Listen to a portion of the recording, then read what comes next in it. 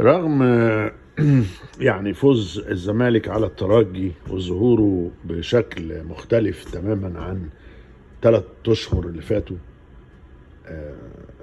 وفرحة الناس طبعا، ورغم فرحة الناس وفرحتنا كلنا بالفوز ده والأداء الهايل ده لكل اللعيبة تقريبا، بيبقى في سؤال أو علامة استفهام كبيرة جدا جدا: ليه هم ما بيلعبوش دايما كده؟